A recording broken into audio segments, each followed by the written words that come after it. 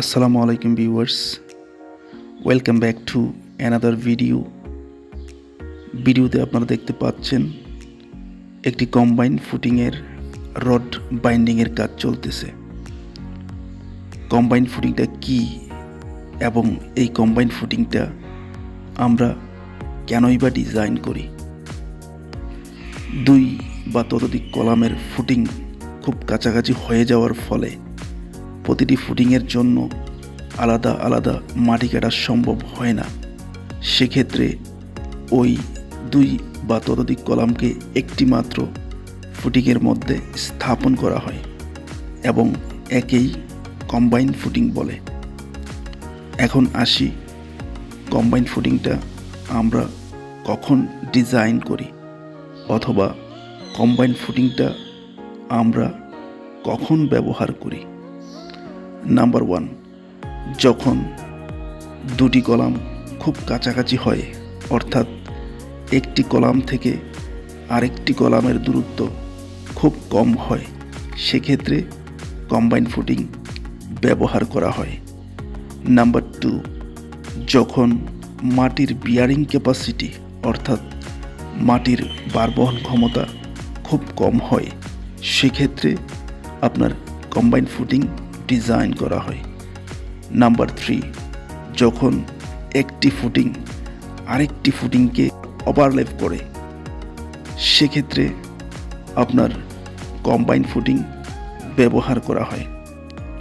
ভিডিওটি না টেনে শুরু থেকে শেষ পর্যন্ত যদি আপনি কন্টিনিউ করুন, তাহলে আশা করি কম্বাইন ফুটিংয়ের খুঁটিনাটি সম্পর্কে মোটামুটি ধারণা আপনি পেয়ে যাবেন।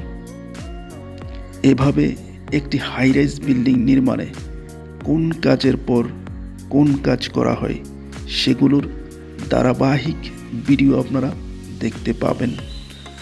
বিল্ডিং কনস্ট্রাকশন প্রসেস সম্পর্কে যদি আপনার কোনো প্র্যাকটিক্যাল জ্ঞান না থাকে, তাহলে আপনি চাইলে চ্যানেলটি সাবস্ক্রাইব করে রাখতে পারেন, কারণ আমার এই চ্যানেলে আমি প্রতিনিয়ত বিল্ডিং কনস্ট্রাকশন রিলেটেড বিভিন্ন টেকনিক্যাল ভিডিও আপলোড করে থাকি।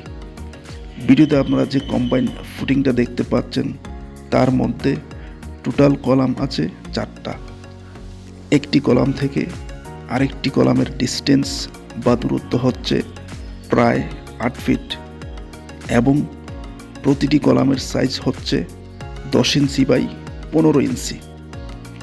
প্রতিটি কলামে 10টি করে 16 মিলিমিটার রড ব্যবহার করা হয়েছে এবং ফুটিংয়ের মধ্যে 20 মিলিমিটার রড 6 ইঞ্চি পরপর ব্যবহার করা হয়েছে।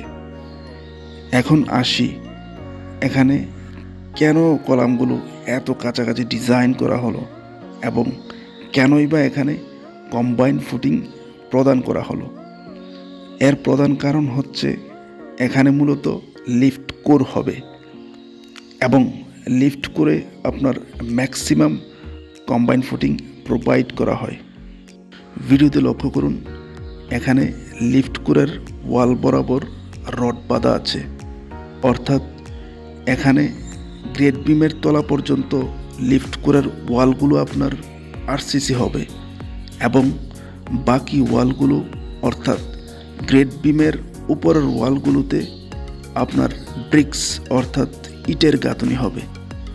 লিফট কোরের ফাউন্ডেশনের কাজটা একটু মজবুত করে বিল্ড করা হয়, কারণ এখানে ভাইব্রেশনের একটা বিষয় আছে।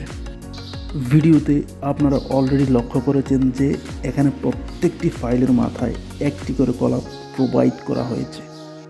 তো বন্ধুরা দেখেন, এটা হচ্ছে আমাদের কম্বাইন ফুটিংয়ের ঢালাইয়ের পরবর্তী ফাইনাল সিনারিওটা।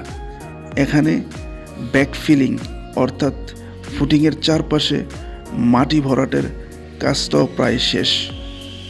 ইনশাআল্লাহ পরবর্তীতে ব্যাকফিলিং সংক্রান্ত একটি ভিডিও নিয়ে আপনাদের সামনে হাজির হব।